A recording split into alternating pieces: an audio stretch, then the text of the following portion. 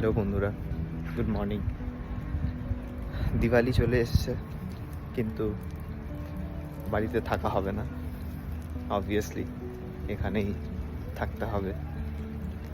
আমি ভাবছিলাম, যারা আমরা বাইরে আসি তারা অনেক কষ্ট, অনেক ত্যাগ স্বীকার করেই বাইরে থাকি, সব কিছু জলাঞ্জলি দিয়ে, এবং কিছু একটা পাওয়ার উদ্দেশ্যে, কিছু একটা জায়গায় পৌঁছানোর উদ্দেশ্যে আমরা সেই ত্যাগটাকে স্বীকার করে নিয়ে চেষ্টা করি সবসময় আরও এগিয়ে যাওয়ার। মানুষের জীবনটা হয়তো এরকমই, যে তারা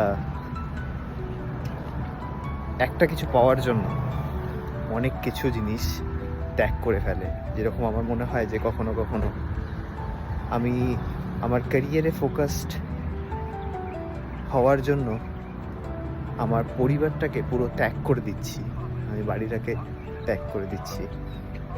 কিন্তু কখনো কখনো মনে হয় নিজের কোনো একটা সত্তা তৈরি করতে হলে বাইরে কিন্তু বেরোতেই হবে। তাই এই আমার ডিসিশনটা ঠিকই ছিল। তো চলুন, আবার দেখা হবে।